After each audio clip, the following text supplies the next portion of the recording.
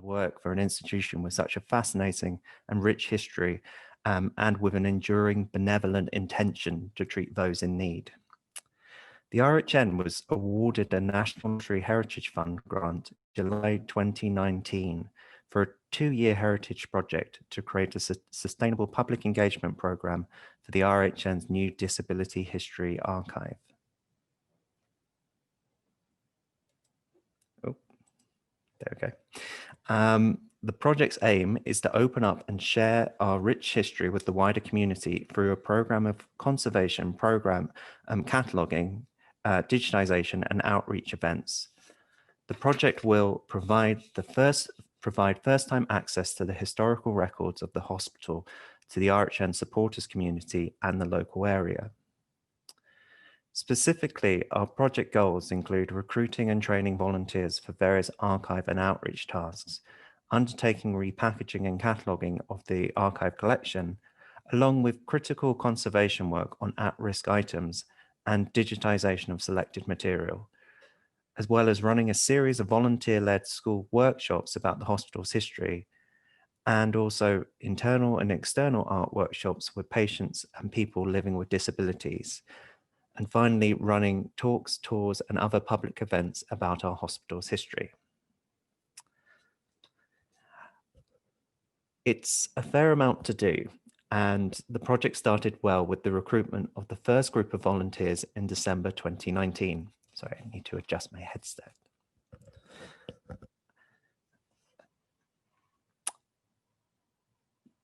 I'll talk a little more about the volunteer projects at the end of the talk, where I will also share the screen with some of our current volunteers who will be able to tell you more about the experience working at the hospital. Starting with conservation efforts, the volunteers were involved in cleaning archive records to remove visible dust on archive material. It may surprise you to know that dust is a harmful substance which accelerates the deterioration of paper documents. Whilst surface dust can be removed by light dusting with an animal hair paintbrushes, for more ingrained dust, it is necessary to use smoke sponge made of vulcanized rubber. This is usually did the trick, though sometimes items within the collection required cleaning by professional conservators who would use a vacuum cleaner with a HEPA filtration. Once documents were cleaned, they would be repackaged with appropriate size acid-free enclosures.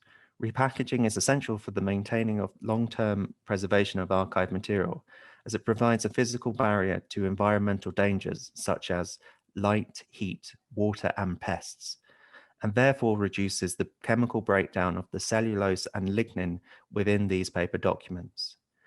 The volunteers were also asked to repackage photographic prints into polyester sleeves. This is one of the times volunteers were asked to wear polyester gloves, as the surface of photographic prints is more reactive to the natural acidity of their fingerprints. And not just their fingerprints, everyone's fingerprints.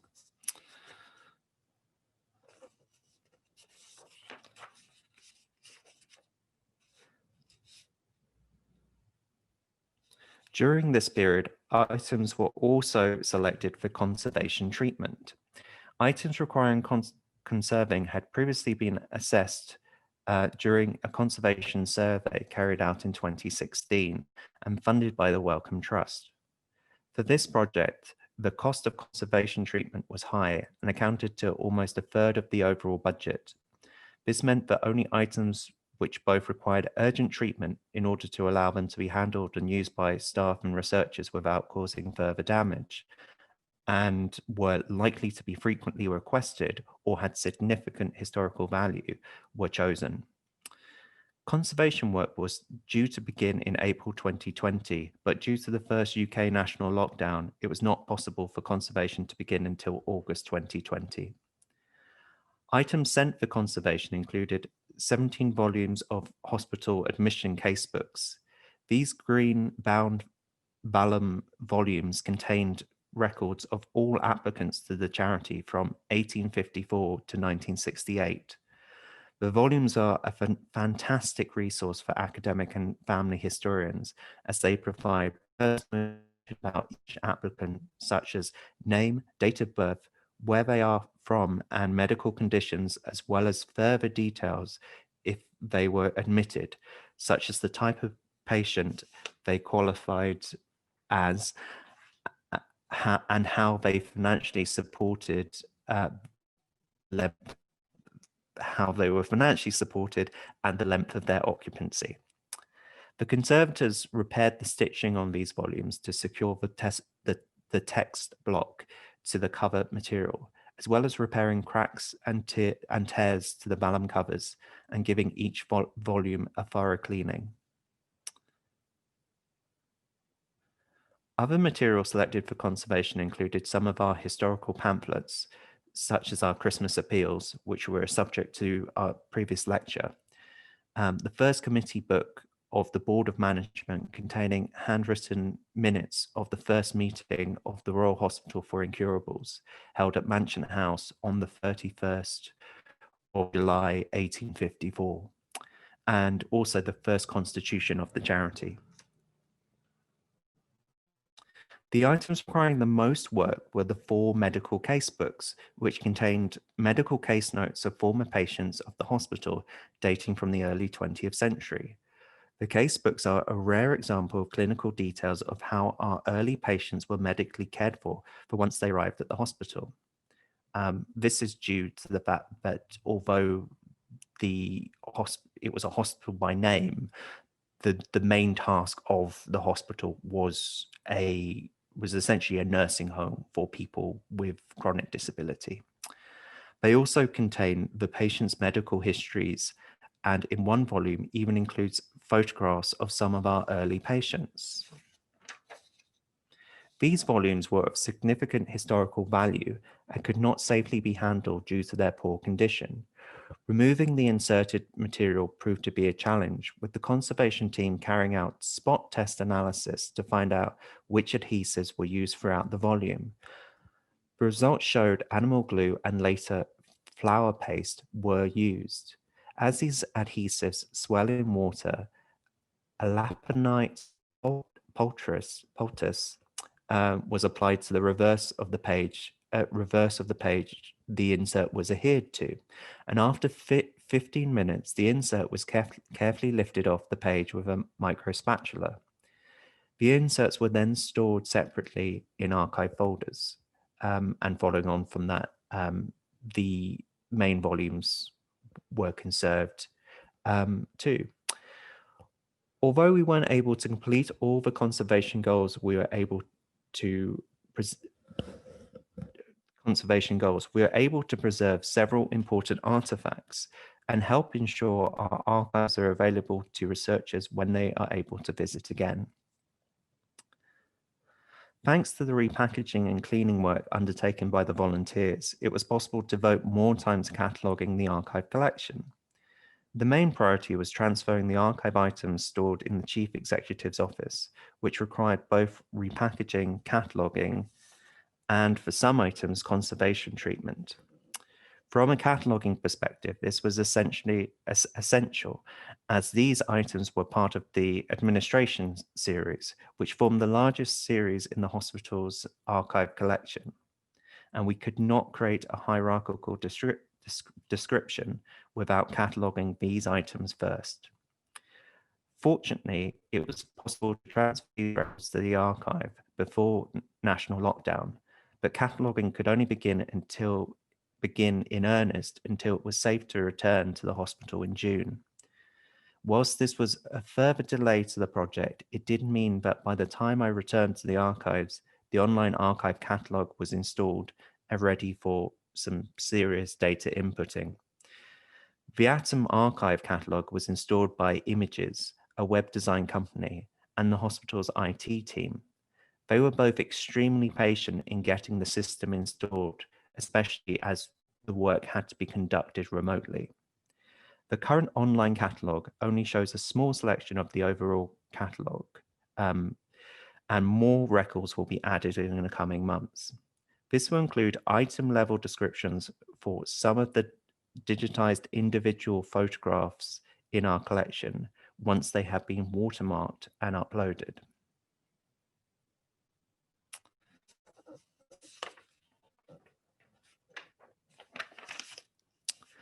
Before moving on, I wanted to mention some of the interesting discoveries which I found while cataloguing.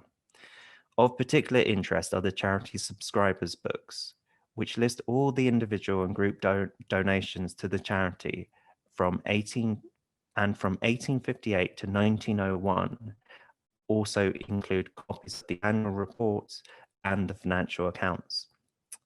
These early volumes chart how the charity grew into a national institution and contain a lot of useful information, such as patient election results, memorials to influential members of the board, and folding engravings of the hospital building, which you can see here, as well as a drinks bill for the hospital in 1885, which, if you see on the image on the left here, includes was £151, which, according to the historical currency converter, was £12,000 in today's money, which feels a lot for a hospital. Majority of the money went on claret. Also, it's quite interesting that in salaries and wages, they also include the amount given as beer money. Yeah.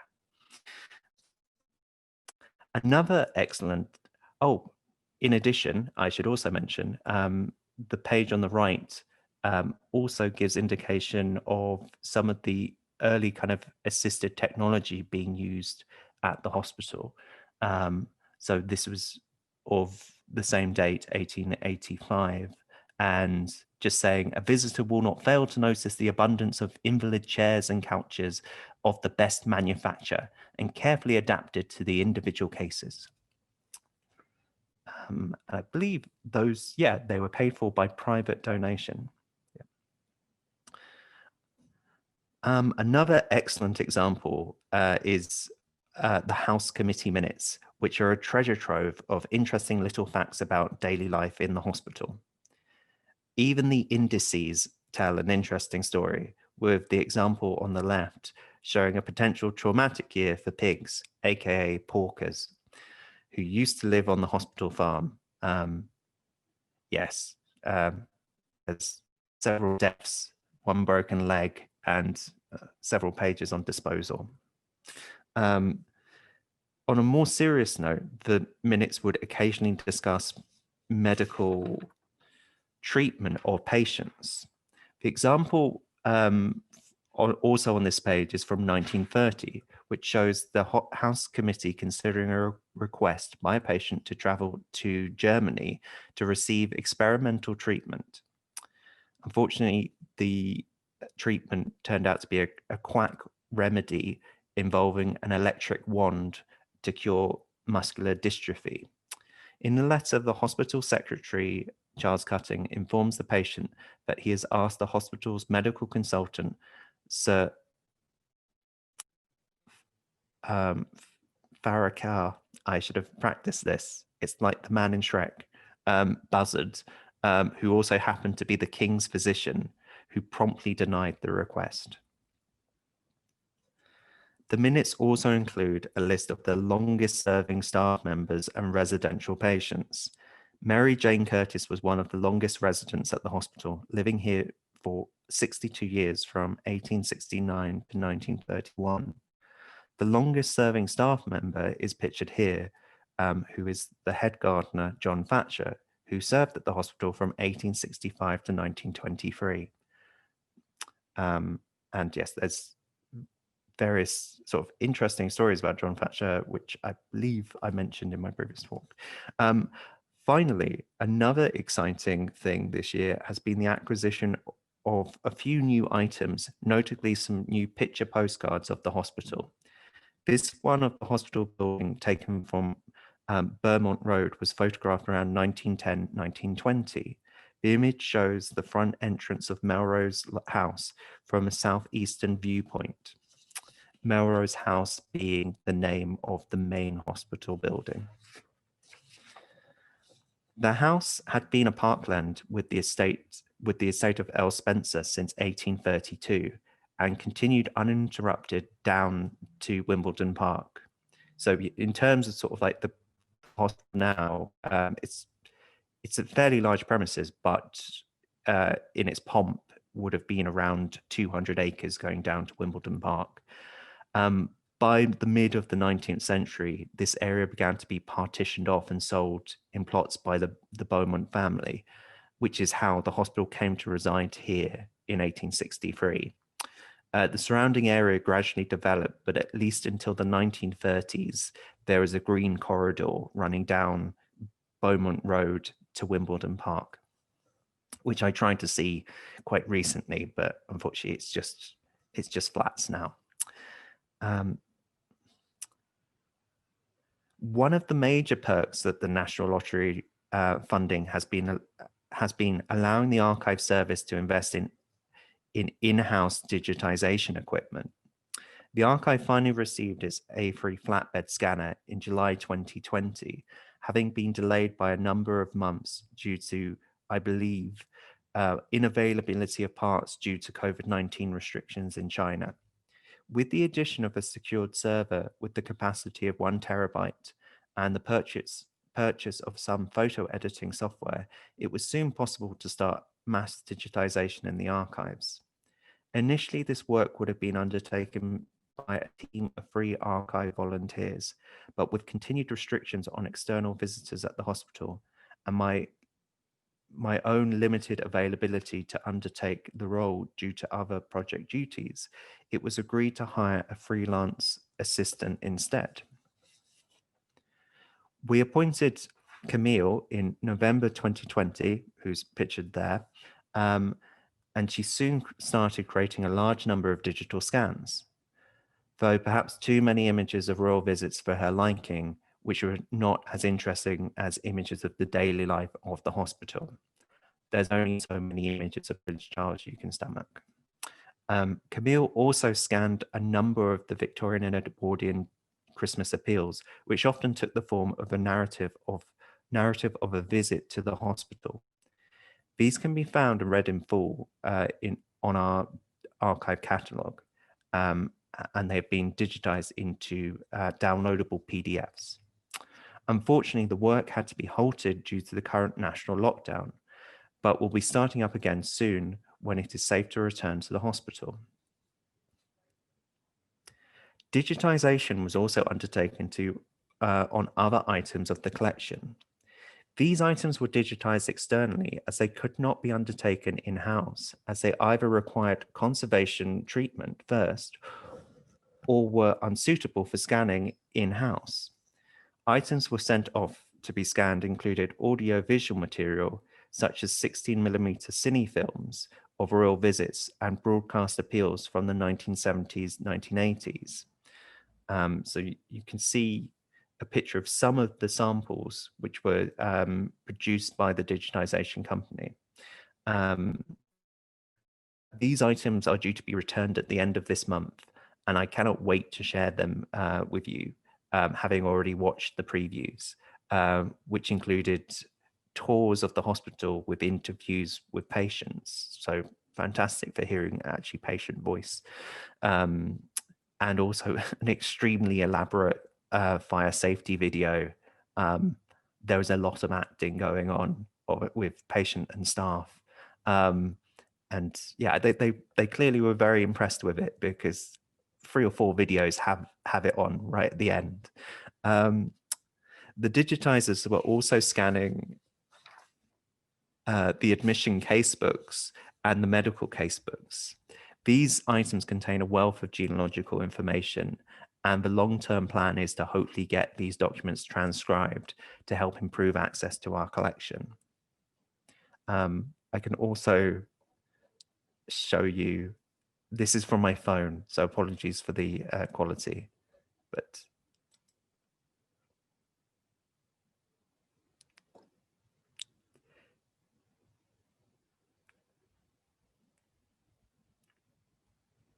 yep. Great. So one of the areas which has been badly impacted by the coronavirus was the public engagement work on the project. The project had hoped to create a series of volunteer-run schools workshops, but this had to be suspended and later dropped as the likelihood of being able to visit or host school children at the hospital diminished. Equally, the proposed art workshops had been impacted due to the cessation of group activities at the hospital due to the hospital infection control measures. It was possible to hold a very encouraging pilot art workshop in August 2020, and it will hopefully be possible to commence the art workshops later in the year when the hospital is no longer locked down. While most public engagement events like the Wandsworth Heritage Festival, Open Gardens, and Open House were cancelled, it was possible to undertake some public engagement online. In September and December 2020, I gave online lectures on the founder of the hospital, Andrew Reid, and also on our Christmas appeals, respectively. These former lectures can be found on our website and listened to there, and will also include captions if you find it easier to access. This was supplemented by regular social media postings about the archive on the hospital's internal social media platform Workplace. For that and later in the year on Twitter. One of the biggest achievements so far in public engagement has been the development and publication of the archive's web pages and online catalogue. I've already mentioned the impact of the coronavirus pandemic several times, but there is no denying it had serious ramifications on delivering the project. The virus struck the UK when the project was still undertaking repackaging, cataloguing, and conservation work. This caused delays in starting other tasks on the project. For example, external digitization of the admission casebooks could only happen once they'd been returned from the conservation studios. Other areas, such as the school's workshops, were more severely impacted.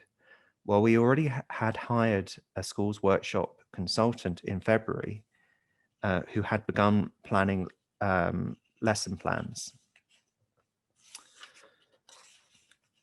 based on our collection, the inability to recruit and train volunteers in person and also to transfer it online due to the lack of digitized archive material meant the workshops would be difficult to arrange, and reluctantly we accepted that it would not be possible during the project's duration.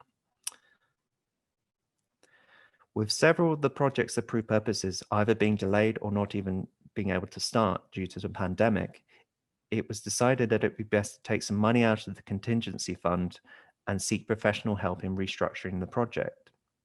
Claire Adler, an experienced National Lottery Heritage Fund consultant, was recruited to review our project and recommend changes. Claire recommended scrapping the school workshops and replacing them with a public exhibition. She also recommended incorporating the COVID-19 oral history work, which I had done in May 2020, into the main project plan. And also she recommended that the external art workshops should be undertaken virtually with money allocated for recruiting an art therapist to run them. Throughout the pandemic, the National Lottery Heritage Fund had been very understanding of the need to be flexible in these unprecedented times and agreed to the changes that we made.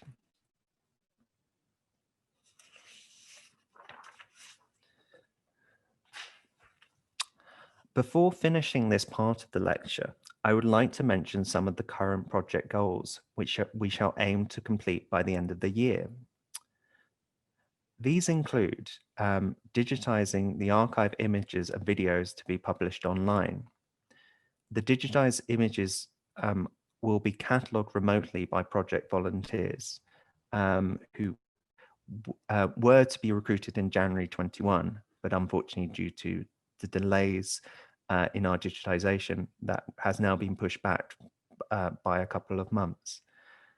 The internal art therapy heritage workshops will be due to begin in early 21, engaging patients and residents with the history of the RHN.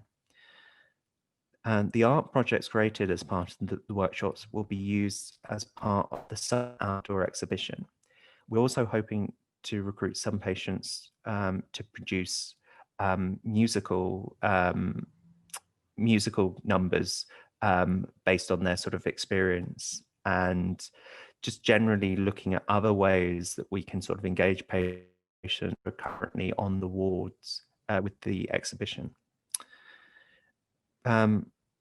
Thirdly, recruiting an art therapist to oversee the external art project based on the RHN Heritage Collection. Once this is undertaken, we will also be working with project partners in the community, which we would hope would be sort of a local headway group, which we're currently in discussions with several groups to see if it's possible to go ahead with that. Fourthly, the RHN archivist to host a series of public engagement talks about the history of the hospital and regularly post on the archive's newly created social media platform. Fifthly, the COVID-19 oral history interviews to continue, and altogether we will be hoping to collect around 30 or 40 interviews from staff, volunteer, patients and their families, as well as ongoing collection of COVID-19 related papers and artifacts. Finally, the RHN archivist will create an outdoor exhibition based on the heritage of the hospital. The exhibition will be composed of 16 outdoor panels, which will be double-sided and A0 in dimensions. These panels were kindly donated to us by the Finsbury Park Heritage Project. And they've been really helpful in assisting us. Alongside the exhibition, we are hoping to do a series of public engagement events, and if possible, have public tours with hopefully school groups and other members of our target audience, as well as having virtual web pages for those people who are unable to come to the site. Okay, so that's the end of the first part of the lecture. I'm now going to go on and talk about the volunteer projects which we have been undertaking here at the hospital. Okay, so the aim of the volunteering projects, Project Breathe, was the recruitment and training and work of volunteers were a massive component of this bid and the reason why it was successful. Therefore, it was fundamental that we started with well. So the first volunteer project which we had was based in the archives and ran from January to March. The project started smoothly with the recruitment of 4 volunteers to the project in December 2019. 3 of the volunteers had previously attended the archive handling and document cleaning workshop, which we ran at the hospital in September 2019, which meant they were already trained in some of the key tasks which they would be doing in the archives, notably cleaning documents.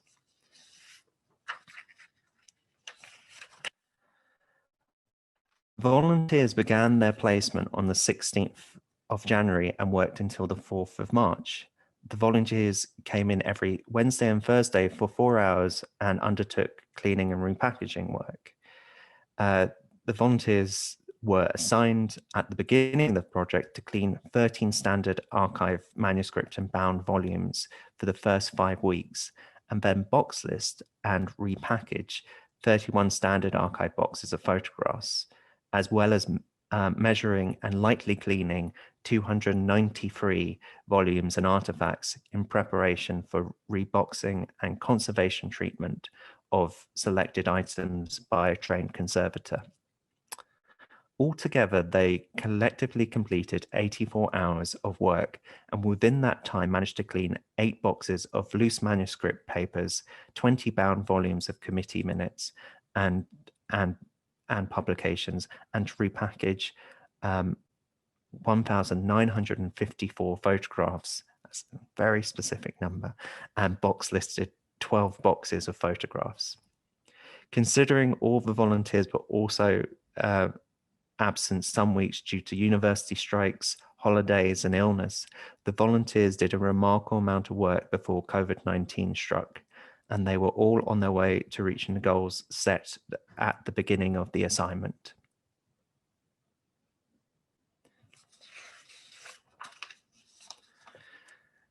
However, volunteers were unable to continue this work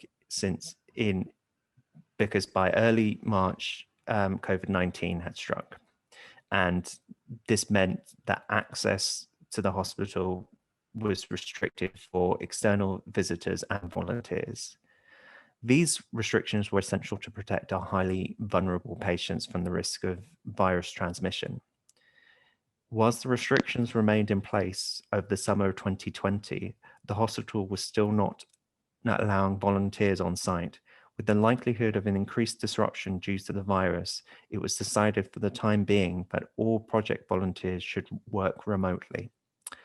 Sadly, this put an end to our school workshop and volunteer involvement in art workshops for the foreseeable future. It is hoped that hopefully in the late summer that the initial kind of repackaging volunteers may be able to return on site and continue the work that they were doing back in early 2020. The Oral History Project was set up as an alternative for the on-site volunteers. It was decided to recruit volunteers to help with the Oral History Project, which had been ongoing since May 2020. The Oral History Project was created during the initial lockdown as a way to document the unprecedented impact of the pandemic on the hospital. The majority of these interviews were frontline workers, and interviews recorded their thoughts about the first wave of the pandemic, which hit the hospital in March to May 2020. In order to provide better access to the interviews for future researchers, volunteers were recruited to summarize each of the recordings. This task is invaluable in providing a detailed description of the interview and will benefit the cataloging and outreach work. This work could be easily undertaken remotely, with each volunteer able to download an edited access MP3 recording of the interview, a summary sheet and confidential form to be completed on the return of the interview. Each volunteer was asked to complete 1 transcription per month, if possible, and also to note down the hours that they worked on each transcript. In addition, as the work progressed, volunteers were also asked to flag potential sensitive subject matter requiring a sensitivity review, and also selected passages of the interview which may be included for the future exhibition about the COVID-19 pandemic.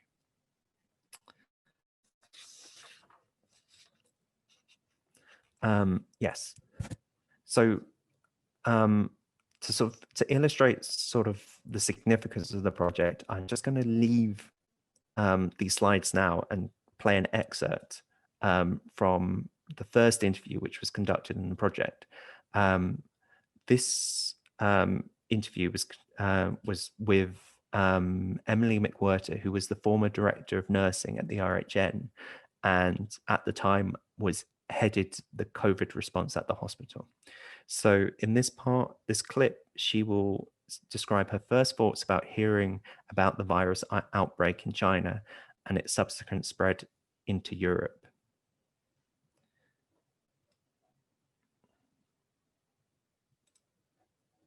Okay.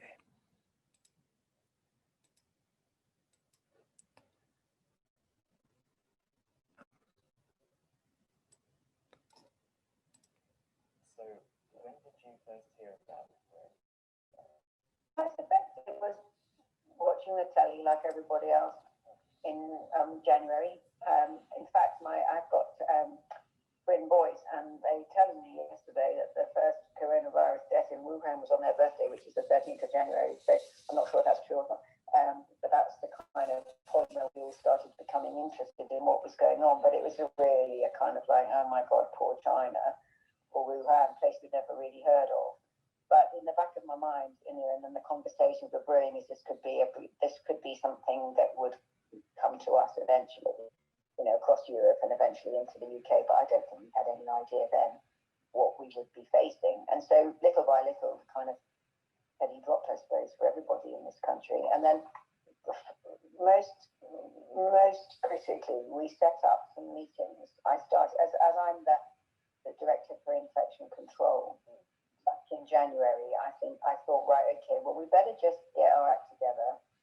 So I called a meeting, and then from middle of January onwards, we had weekly planning meetings where we just talked through stuff that individual departments would need to do to get themselves ready for a pandemic. And actually looking back on those minutes, it was a good start, but it was really superficial compared to what we've actually done. Because I think the details and the complexity of it all really kicked in much later. But it was a start, and we had the right people around the table, and we started a conversation around the fact that this could be really bad and how would we cope. So I think that set us up well. And then I had 4 days of leave, first week of March, and it was the weather was bad. I was skiing, and we only could ski for a couple of days because the weather was rubbish. And so I sat in the hotel room feeling a bit annoyed that I couldn't ski, but I had the television on, and the whole day was just what was going on in Italy, in northern Italy. And I sat there, and actually I think that was kind of, in a way, a day when I suddenly thought, my God, we need to be really in a position to cope with this. So I got back on the 5th of March, and then the 6th of March was a Saturday. I spent the Saturday planning what we would do on the Monday when I got back into the building. And from that day, from Monday, and on Sunday night, I spoke to the chief exec and said, this is what we're going to do tomorrow. And he went, okay. And then on the Monday, we zoned the hospital and locked it down.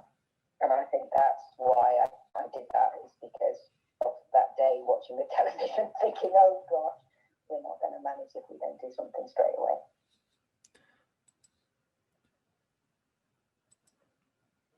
Oh, sorry.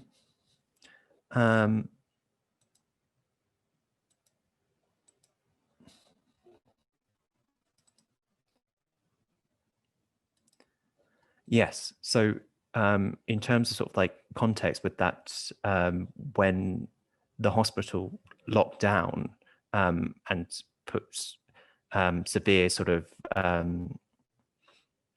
measures in place, that was actually sort of, I believe, either 1 or 2 weeks ahead of the UK government, and prevented sort of, hopefully it did sort of lessen the impact for the hospital. So now I'm just, now I'm going to now come and talk about sort of with some of our volunteers on the project. So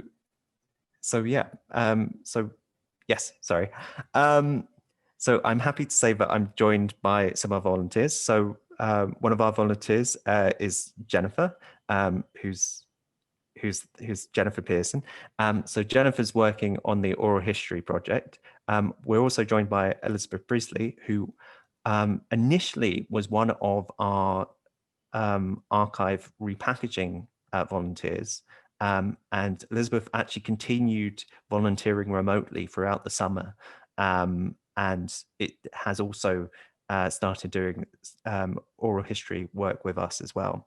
And finally, we were also joined by Amy Perry as well, who was again one of our January volunteers, who is now also one of our remote oral history volunteers. So I'm going to ask the volunteers in this order some questions, and I'll be great to get your responses, guys. So what interested you about volunteering at the RHN? Good, so I'll start. Hi, it's Jennifer. I had just finished my MA in archives last fall, and I was eager to find some sort of hands-on project to start getting involved in archiving in a really meaningful way.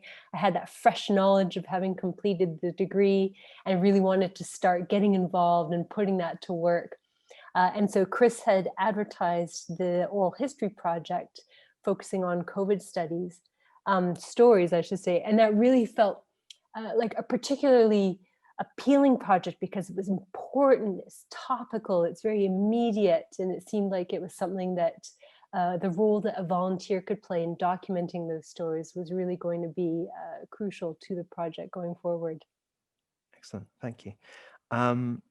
Liz, what interested you about the hospital? Hello. So I think for me, it was the opportunity to learn a bit more about archiving.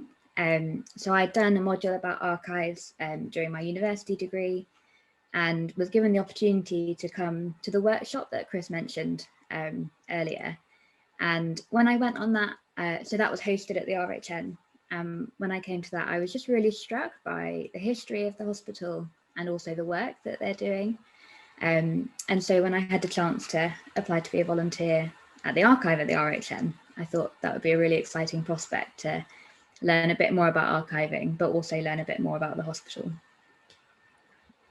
And finally, Amy, what interested you about working at the hospital? Oh.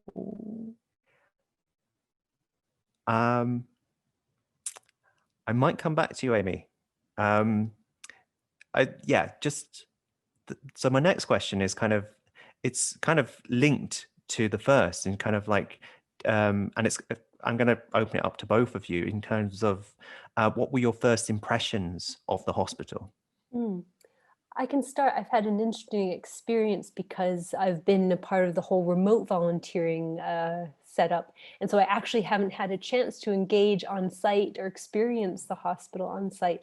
But I will say that all of these virtual interactions, all of the orientation activities, all of the introductory chats and conversations and meeting all the other volunteers has really almost created this very encouraging and friendly atmosphere that's almost kind of embellished the impression that you have of RHN as an organization. And then once you hear all of the stories in the oral histories, that then really supplements and brings that to life, where it just, everyone is so enthusiastic and passionate about the mission of the hospital. And so it really then gives you as the volunteer more incentive to stay involved and to do good work. Fantastic. And Liz? I was very impressed when I first came to the hospital. I didn't know anything about it before I arrived, really. And so it was quite a surprise to arrive and see that the hospital is housed in this incredible stately home. And even more surprising to be ushered into what was essentially a ballroom for the workshop. So I think, yeah, I was just very struck by how beautiful the building was. And then also the fact that you've got this amazing historical backdrop of the building and the grounds, and then overlaid on that incredible purpose-built facilities and cutting-edge technology, which just made it a really remarkable place. Yeah, so I think it was very impressive. Yeah, this would be a great time to kind of show a picture of the new assembly room with the Victorian stained windows. But if you go to Twitter, you can find it. Yeah. So my third question is, would you both be able to sort of tell me a little bit more about the work you have been undertaking as remote volunteers in 2020? And if Liz, you could also mention some of your work you had done on site, that would be fantastic. Would you like me to start? Yes, yes, sorry. So the oral histories, it's just as you were talking about in the presentation, it's worked seamlessly as a remote volunteering project where you've been able to share the files really easily And then the communication between us remotely has been fine. And then sending back all the documents with the summaries has been really quite effortless.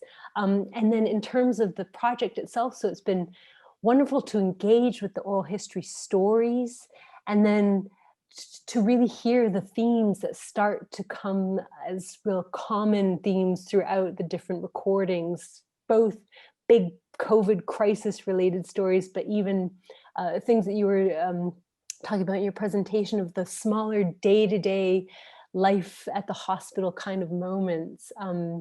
I can share, there was one interview where they talked about the vast amount of donated food that they've been receiving from the public without even asking, and how wonderful that was. And how at one point they actually stacked up the boxes of chocolates and were able to measure it against the height of one of the nursing staff to show the sheer volume of what they've attained. And then there've also been one story that comes up again and again, is almost this cinematic tale of everybody, all hands on deck, on the phone to try to source protective equipment, culminating with this rush to the docks where there's a shipment arriving by boat that very evening. And so it's almost like this Tinker Tailor Soldier Spy kind of an aspect of isolating and finding these equipment and getting them to the hospital as this creative solution. So it's been wonderful and really fascinating. That's fantastic. Yes, I remember that story. There was a man named Bob involved. Yeah.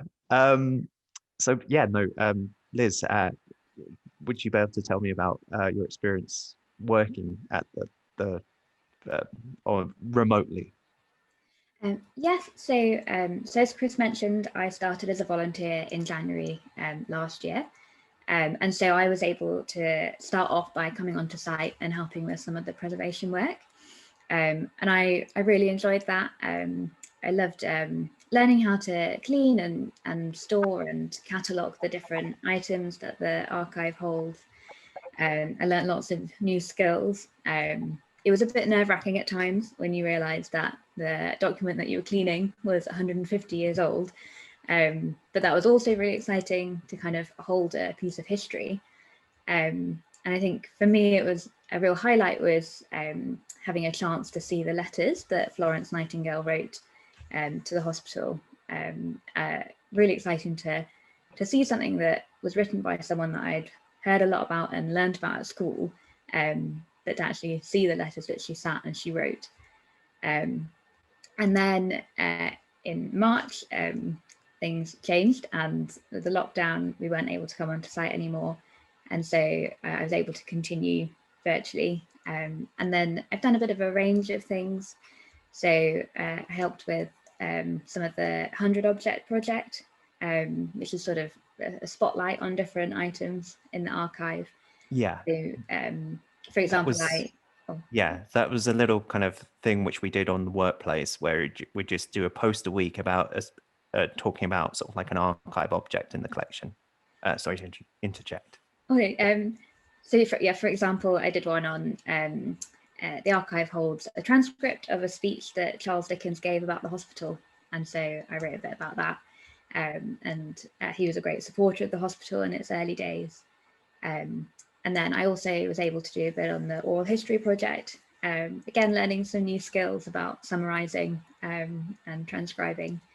And that was really interesting to have a little glimpse into what was going on at the hospital during the lockdown. And then I was also able to write an article about the different matrons who served at the hospital.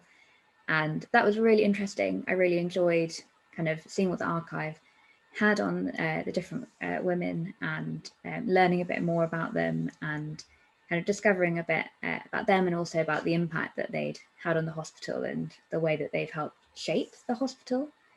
So a bit of a range of things. Yeah, no, that's brilliant. I think that's, I'm not sure if we're going to be joined by another volunteer, but I'm going to maybe go on to the next question, which is the final question of this session. It's a bit cheesy, but what's So Jen, what has been the most rewarding part of the placement so far? I'll say, and it's not cheesy at all, or I suppose, it's quite earnest, but just hearing the emotions and the dedication and the resilience of the RHN interviewees has really been quite inspiring. And it is almost that glimmer of hope throughout this crisis, that it's such a lesson in handling a crisis with such competence and really, infusing a spirit of can do, getting through it. Everybody really seemed to come together as a team to really overcome things. And that's the lovely thing about oral histories also, is that it's not simply the facts of the scenario, but the true human emotions, the backstories that you could hear in that clip from Emily that you played really start to shine through and give you this sense of these are the real actual people who are navigating this crisis on behalf of the organization. And so, yeah, it's been very rewarding in that way, just to hear the human stories and amazing skills of those handling it. Thank you. And Liz? So I think for me, it's kind of having the chance to help preserve and document a little slice of history, and to help kind of protect some of the legacy of the hospital and the lives of the patients and the people who work there. I think that, yeah, it's been a real privilege to be part of that. Okay, brilliant. Yeah, no, thank you both for speaking. It was great to hear from both of you, and also for all my other sort of like volunteers who unfortunately couldn't speak either because of technical problems or just because of time. Before I hand back to Anna, I just also like to give special thanks, namely to our funders, the National Lottery Heritage Fund, who have made this all possible. But also some of our other sort of project partners and participants within the hospital and in the wider community. If you'd like to sort of follow sort of like the latest information on the project, please subscribe and follow us on Twitter. But if you have any specific questions which you are unable to say to me now due to limited time, please just write an email and I'll be happy to get back to you. Okay, thank you. Thank you. Well, I think we've got a few minutes for some questions, and we've had a few come through. If anyone's got any other questions, do submit them via the Q&A button. It's probably at the bottom of your screen. We've got one interesting question. How did you decide on which external digitisation company you were going to use, Chris? I decided to use an external digitisation company which I had already had a sort of like an existing relationship with.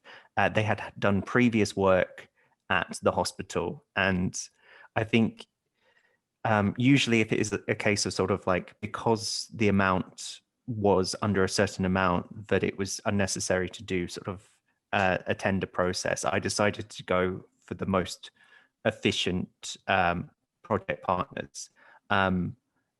Although I did sort of like initially when it came to the audio-visual material, I did do 2 comparisons as well, because that was just because I was maybe thinking that maybe sort of like a specific sound digitization company would be better, but I was essentially I was priced out from going with them, and I went with the digitizers who I went for, who have done a fantastic job. And yeah, that's that. Brilliant, thank you. The next question is from Louise. She's asking, how were the interviews recorded and who conducted them? Now, I know you've done quite a few, so you probably can't talk about all of them, but can you touch on a couple? So yes, so the interviews are recorded. Basically, we use I think it's a Zoom. It's literally called a Zoom recorder, which is very frustrating because we're on Zoom. But it's a handheld recorder which you use a sort of like a telephone mic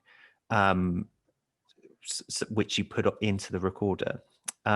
All the interviews were conducted by myself. So I've conducted 28 interviews. I'm hoping in the future that we can get some volunteers to do that as well. But because to create an archive quality recording, it's necessary to do it in WAV and lossless, a WAV and lossless format. It's a bit difficult than just basically recording on Zoom, which I have done a couple of times out of necessity, and the audio quality suffers, and you get a very kind of low quality MP3, which is not great for long-term preservation. Thank you. There's a bit more of a technical question here.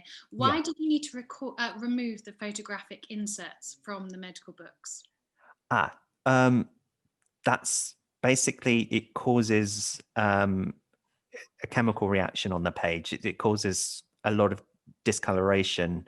So you can, unfortunate, it'd be great to show some pictures of what happens. So both it affects the ink on the sort of the written, so the pen ink within the volumes, but also it impacts on the photos themselves, which I believe are kind of a mixture, but also sort of silver nitrate. So they are very, they're far more vulnerable than sort of like modern photographic prints, which in themselves are highly reactive surfaces. So that's why they need to be removed, because especially with the photos, they're very rare examples of photos of our patients. And if they were not removed, eventually they would become unusable. Thank you. The next question I can answer myself.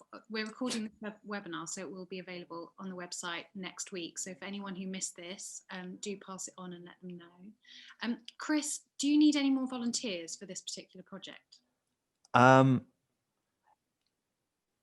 Yes, but there will be a bit of a delay, because as I mentioned in the talk, unfortunately, because of current lockdown, the current lockdown situation, we've had to suspend internal digitization. And internal digitization was kind of quite a component part for the next volunteer project, which we had planned, which would have been the online cataloging of the photographic material. So I basically watched this space, but there will be other volunteer placements in the future. Okay, so if anyone is interested, do get in touch. Our email address, you can just email institute@rhn.org.uk, and we will be definitely in touch with you in the future. Anyway, I think that's all the time we've got for questions now. Chris, I just want to say thank you so much for hosting this lecture. Thank you to the volunteers for joining us as well. And hopefully we'll see you all again for our next open lecture next month. Brilliant. Thank you.